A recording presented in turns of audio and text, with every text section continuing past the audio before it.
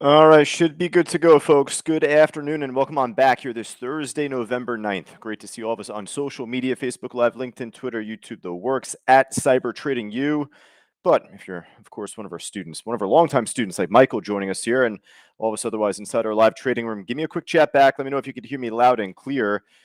Typically is the case. If I got one of us, I got all of us. But just want to make sure if all of our students could hear me here. So Brian, Michael, and Wendy. Then I got a few more of us perhaps waking on up. Well, hey, if you're not shorting the market, if you're not buying puts on a few trades, then obviously you're kind of more patient sitting on your hands, kind of being diligent, waiting to see something better play out. But right now we have this what is this PAPL. I was just scanning right before this meeting had started here. So actually just before I had the ASTR up on the screen here. So I did want to talk about this at least to begin. Great to see Arthur joining us here, Richard, Margaret, and then all of us just otherwise, like I'd said before, great to have us all together. So, hey, ASTR for right now, let's just start off with this trade. It's beginning to make like a slow bounce back up right now. Is a much better stock prior to even 8 o'clock in pre-market. If you really were up at your desk early at the crack of dawn, ended up making a nice squeeze up there pretty nicely from like 80 cents up to $1.30, pretty much where it's at now. And it's chipping above it a little bit afterwards as well. But looking at it here for this afternoon, it's got a good book. It's trending up. It doesn't hurt us to put this on our watch list just for right now. I wouldn't imagine for this to really be too affected by what the market does heading into the close. So, if the market tanks, then I wouldn't be too affected by that with this trade. It's just it's either just going to make its move up on its own accord or it's just going to stall out here and then tank. Oh, look at this. I don't know if this just popped up. Maybe I was just a little lazy. I was just seeing that right now. Let's take a look. Yeah, that's been out there for a little while actually. So as I now look at level 4, this is the benefit of level 4 book map here, the heat map here that we have. This is pretty crazy. I haven't checked in on the heat map for this stock really since the morning, so pardon my ignorance here. But stock had this iceberg order out there really since like 10 o'clock, 10:30, or even like 11 o'clock rather. But ended up staying out there until 12, got pulled and then placed lower here, and it's just been there since. Stock didn't really tank too much, dropped about 10, 12 cents, but then bounced. So this is kind of do or die moment here so far for this afternoon for this ASTR. That actually is a little bit more compelling to me. That makes it more compelling, interesting, in the sense of a potential breakout. Like, with this iceberg here, why did this not break lower? Why didn't this, get pulled and placed lower even further? Just for this to move all the way back up, I feel like something has got to give. So for that reason, I'm actually going to add this to our watch list for right now. It looks pretty good. All right, so ASTR looking pretty nice, but otherwise, I want to jump back to the SPY. Let's just jump back because, we ended up having a few things happen this morning. We had the initial jobless claims report come out earlier in pre-market. Then our good old buddy Powell. And oh no, then there was something that came out actually at 1 o'clock, some treasury data that came out that led to the initial shakedown. Markets tanked at that point. So that's where I became more bearish on the market, or at least less bullish. And then obviously once everyone's favorite Powell came on, his favorite word, hawkish. He remained hawkish once again on the markets, and I feel like he's like always been that way. But nevertheless, we ended up seeing another drop off at 2 o'clock, and now since a lower high right around 435 on the SPY here. So what I want to show, and I'll pull this back here because maybe for a lot of us in social media, at least, that are maybe either brand new to trading or just not used to the way that we look to kind of chart levels. It might look like a crap ton of lines here, so pardon that. But basically to say, if it's not breaking higher, there's only one other way it's going to go. So for as chippy as it was right around this resistance range here throughout yesterday heading into this morning, I was looking for the break higher.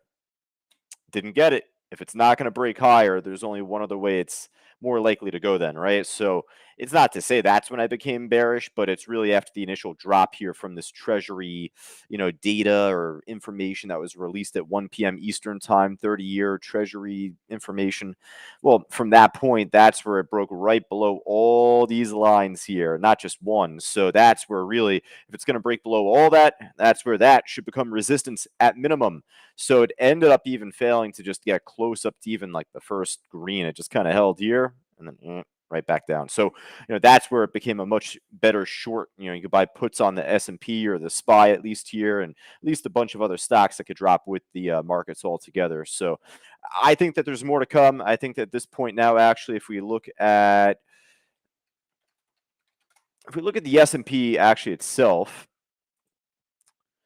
and I'll show this here because, I just read this up on Twitter last night, and I'm not a big fan of like just following one person and that's it, right? And I'm not sipping the Kool-Aid of one person and risking thousands of dollars on just that. But well, it sure as hell played out this way. So what I want to share with you is, looks like it ended up filling a gap back from September like 20th. I guess this is on the daily chart.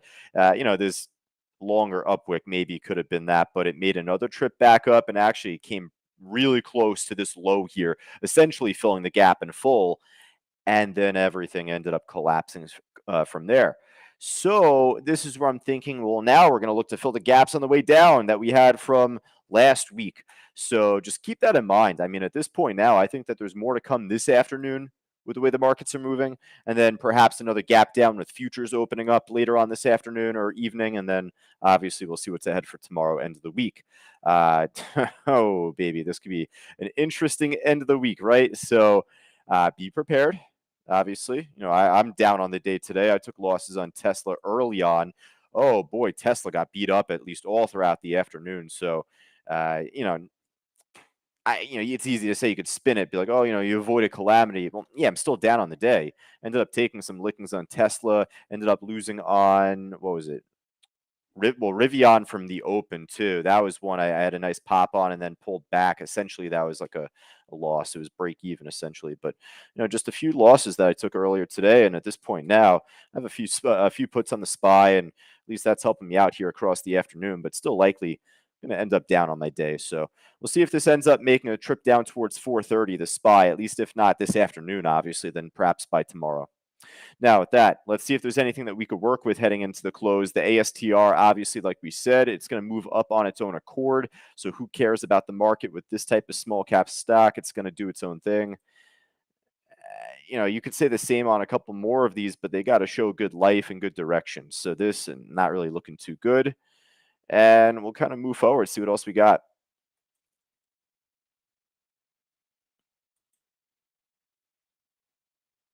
Oh, you know what? Caught this kind of early. Whenever I go to like an index like the S&P or the Dow, I always got to go back to 24-hour. So just to show the pre-market or whatever happened overnight. But TAST, nice little trend earlier today. Missed out on it, but I pass on here for the afternoon. Not really looking too great. B-Fly, I mean, a little slow. But I mean, this actually stronger push up right here. Full recovery from yesterday's drop off, it looks like, and I mean, for the meantime here, I don't mind putting this on our side list, come back to it at least at the end. Forgot I got my pen here today. I could write this down finally. I've been using my cell phone the whole week so far, my notes app. All right, we keep it going though. DUOL, is this Duolingo? This would be funny. Yeah, it is. There we go. I didn't know they were public. So Duolingo ended up making a nice little pop. I'm assuming perhaps off earnings. Wow, this has been taken off. Yeah. Geez, they were listed back from 21. Didn't even realize. So goes to show that there's always a company out there that you're not really aware of that's publicly traded or listed out there. And for as big as of a company or app as Duolingo is, it's not too surprising like to see it like right now, but it's my first look actually right now. I wonder, and I'm not like sure if everyone's like a fan of them or like even knowledgeable of them, but if you know who like Logan Paul is and like the drink Prime, they're competing with Gatorade. Like I wonder if they become publicly listed at some point. It would be interesting there, but obviously separate conversation, completely different company here, Duolingo. But just to say, for a very popular app that could cater to a young audience, an audience that is very interested in learning other languages, obviously. Nice pop and getting close to all-time highs, too. $200, though. So that's the thing there. That's the issue. And with how thin the book is, just pretty interesting look, though, Duolingo. Space. Earlier today, we were looking for a break over 2, just didn't get it. Looks like that 210 still held. Pesky 210. AFRM, nice pop earlier in pre-market, and then after the open had another big move. Topped off at 27 though. Again, with the market pulling back, eventually this ended up, failing to swim upstream, as we like to say. I'll tell you what, really quick check-in. Yep, it just happened. ASTR just broke out. Take a look. It just popped above that iceberg that we had out there at 132. I had it on my other screen right here. I just missed the actual pop, but just missed it by a second. Here we go. This might look to really push up from here. Let's see if this is a real pop or a head or a head fake. What would be beneficial would be to see a new iceberg pop up even on the buy side. It's not as often that you get that, but just be on the lookout. That would definitely be a great sign for what's to potentially come here. You got a little order out there at 144. I could probably brighten this up a little bit here. There we go. All right, so we'll even come back to this just at the end of this meeting here. I'll show the book map one more time. Just wanted to show you at least that little update on ASTR. So, man, we got one stock on the watch list. We got one stock on the side list. Obviously, markets are dropping, so I just got to do my due diligence and go from top to bottom here. Then we'll check in on some shorts. Mara on the way back down. BE on the way back down.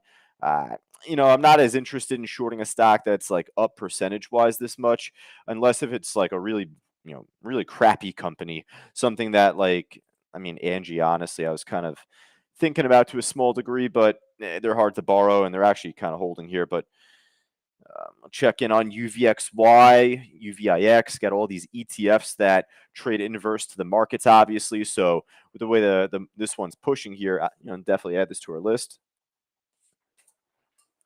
UVIX probably more volatile even, but I'm not going to add all of them. The UVXY is the one that you really want to keep your eyes on. It's the most it's the most liquid. We got a bunch of our traders on that one, I believe, like Chuck and Brian from earlier, and I'm sure a couple more. All right, so now, obviously, let's see what we could follow on the way down with the market here. I might need to actually update this here. Just give me a quick second. Oh yeah, definitely. Let's do like 2 million. Obviously, this is a goofy number. There we go. Tidy that up a little bit there at least. All right, what do we got? So CDLX, it's actually easy to borrow on the way back down. Actually, not terrible looking. Just I wish it was a little bit more liquid. I'll even come back to this at the end. I'll write this down for the side list at least. Not terrible. Actually, wait, that CDLX, I didn't even realize. I thought, I got my monitors on night mode. If you know what that means, on night mode, it kind of like turns it more sepia color, like, kind of like brownish. It helps the eyes. It's been a long ass week with this market and studying after the close. I have been glued to my screens and my eyes been hurting last 24 hours. So I'll tell you what, I thought this was like 32%. This is 52. Yeah, that's down 52.88%. Holy smokes. So, eventually that could be like a little short squeeze or dead cat bounce over time. It's looking like it's approaching all-time lows here, but interesting trade, at least CDLX. I'll even come back to it in just a moment. AMLX, this one also taking a huge hit on the way down here, at least. Shortable. Good spread. I wish it was a little bit more filled in the order book, but the spread right now, as long as it doesn't open up from here, as we watch it, sometimes we'll have a little conversation here and you'll see the spread open up 10, 12 cents. It's like, all right, well, never mind.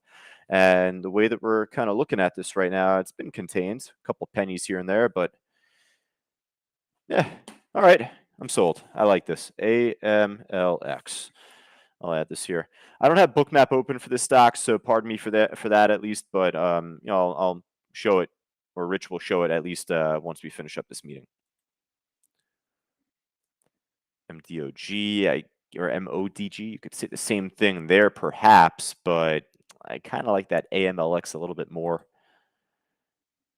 AMC, it's hard to borrow, but perhaps you could buy puts on that if you are short on it. Just it's not really. pulling back much lower from like 2 p.m. So, if it was making a better downtrend here at this point, I'd be more interested in it. But for right now, I'm going to pass. Actually, really quick, pardon me on that AMC trade, a little spotlight on Fausto's call out on the stock from earlier today because he was looking for the dead cat bounce that the market opened from 8. So he had a really good call out on this, actually. I just want to make mention of that. From $8, this thing flew at the open, and we had it on our watch list for that reason. So, great call from Fausto on this AMC trade from $8. Let me keep it moving. Cart, what a disaster. We'll definitely keep it moving from Cart. Ooh, Redfin. Well, you know what? It's easy to borrow. It's shortable on my platform. At least double check for you. But between Zillow and Redfin, with that news that came out, like a week ago or two, with the brokers and real estate firms, and there's a whole thing going on with I guess like upcharging for commissions. There's a whole thing happening with that. Redfin's down a lot more percentage-wise than Zillow, but both are taking a bit of a hit right now. So, you know what? Zillow we'll keep on our side list. It's more expensive and down more percentage-wise, and then Redfin, it's actually it's down less percentage-wise. Pardon me there. And Redfin, the more bang for the buck trade actually here. All right. So is Tesla going to zero or what? The way it was dropping earlier, it kind of looked like the way it was dropping earlier, it looked like it was going to get halted. TSLA, of course, we're talking about here, and ended up making a nice pullback, not just at the market open, but then later on, broke below support at 215, flipped that into resistance, pulled back to 210, flipped that into resistance over time. And now it looks like it's building like, you can call it to a degree a Fausto flag. You can call it a wedge on the way down, a pennant. Really quick, pardon me. Got to do my due diligence here and show you a little update. Watch out. Head fake. Fake pop. If it's not going to make a big move up, you know what direction it's going to make a big move in. So run for the freaking hills right now on this. I'm telling you. Do not look to stay in this trade. You could always jump back in the event it does for any reason push back up, which I would give it like a 4% chance right now. 3% chance right here now. This is not good. It was looking good just before it broke over that iceberg, right? But hey, if you were in Traders Talk this week, even as like even a trial member, kind of being attentive as a trial member to our room, then you should know at least there, like when a stock breaks through a big level, we should be getting a big move shortly after. So I was looking for a lot more than this, and well, that's where, if anything, at minimum, at worst case, this needs to hold as support.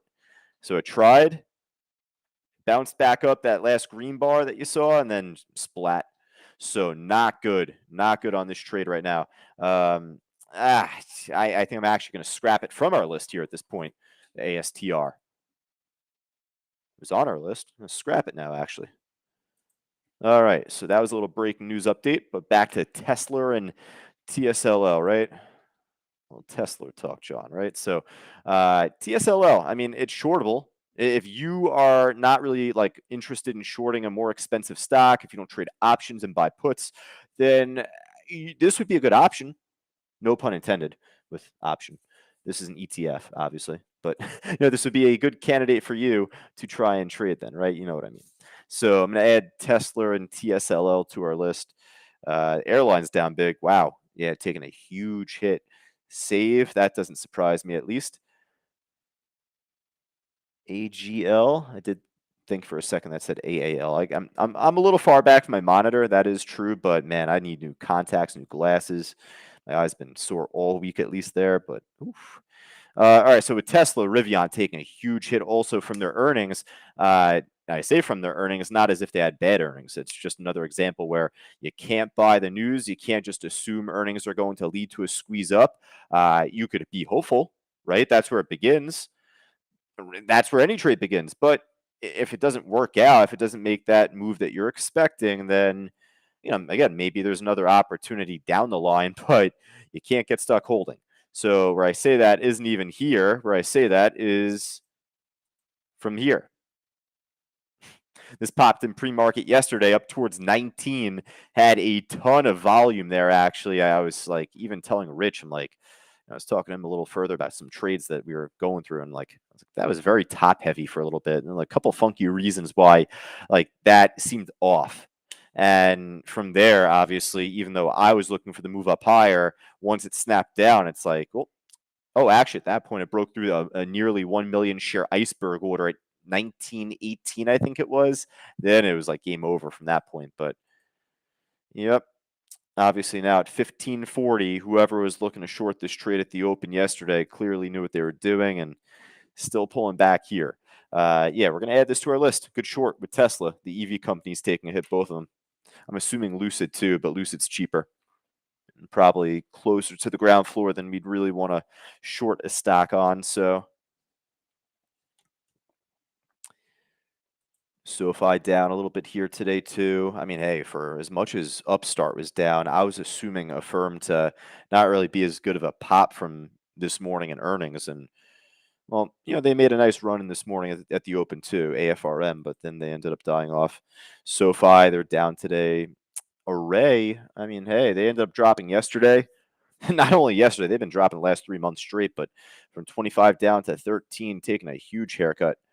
Let's turn this over to a daily chart. Yeah, big drop there. You know what? At this point, since it's already at yesterday's lows practically, I'm going to add this ARRY as a short. And then if there's any sort of reversal, maybe at 330, who knows? But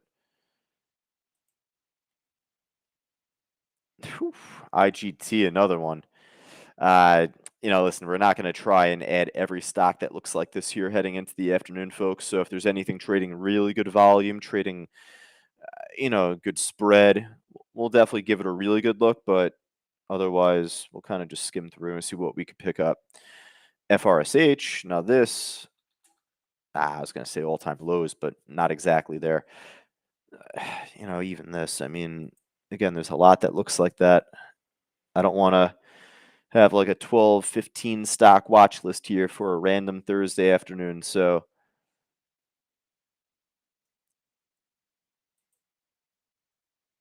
NCLH, at least the stock that we're familiar with. Right, that's where you want to focus on your bread and butter stocks. Neo, I think, will be too slow. I'm going to actually pass on it for that reason. But Lyft, they're on a nice downtrend there, and we're pretty familiar with that one. Likely support at $10. Big volume already filled there earlier, it seems.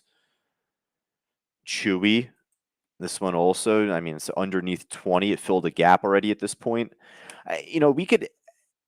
We could like add all these in this regard, right? I just don't want to pump out too big of a list. And we're already below 5% now, so anything else I'll kind of pass on. But all right, from Sam, did I look at Carvana for shorting? No, I didn't, but I will definitely take a look. Yeah, I mean that's down 8%. Why did that not make? Oh, probably the price. Yeah, that's why. Let me just actually do one thing there, and that with that in mind, Sam, appreciate you actually asking on Carvana because, hey, it looks like a bunch of the other trades I kind of passed on already just because I didn't want to pump out too big of a list. There's a lot that looks like this. So if you are already short on Carvana, it looks like you made a good call. And then otherwise, the issue on Carvana is always liquidity. The cheaper this gets, it'll fill in more. Like if this were to ever get down to like, this were to ever get down to like $15 again, $20 again, this would likely have like a penny spread. But right now at $31, it's going to be really thin. That's just always the case now on this trade.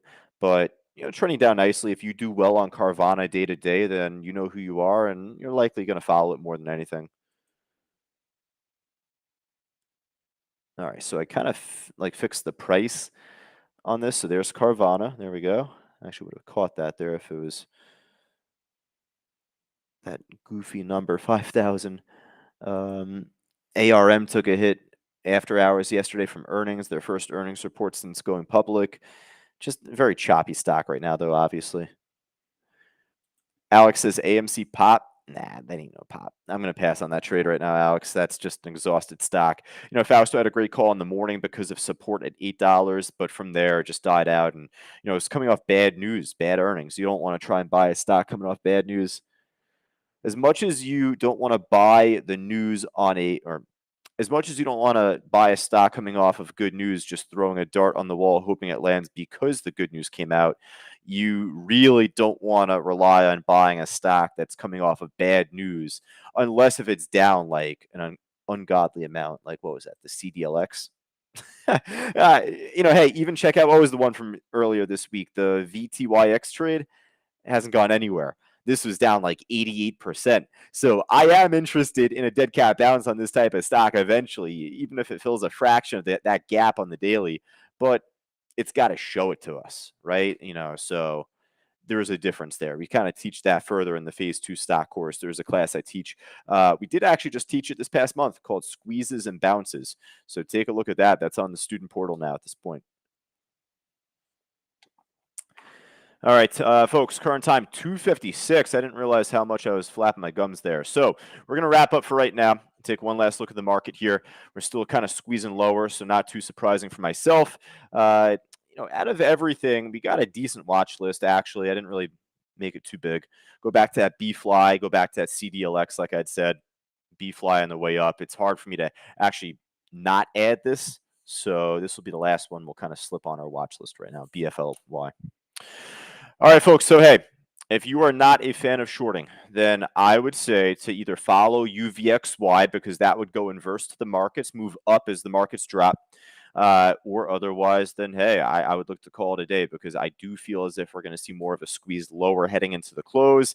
If I don't get that squeeze lower heading into the close today, then maybe it's going to be in the after hours tonight when futures open up. We shall see those. So, if you are on social media, Facebook Live, LinkedIn, Twitter, YouTube, all of our social media streams and platforms. Be a friend, tell a friend at Cyber Trading You. And of course, that goes across the board for all of us inside our live trading room. I know a lot of us are already up to date right there. So Jim, Bill, I saw Brad has been following our Twitter feed of late, and a few more of us as well. So again, make sure that you're subscribed there. Otherwise, if you are ready to join us inside our live trading room to be a member there with Arthur, Margaret, Sam, Grant, John, Alex, Michael, and all of our students there, just scan that QR code on the top left of the stream, get you access to our live trading room for a full week. But we look forward to seeing you there.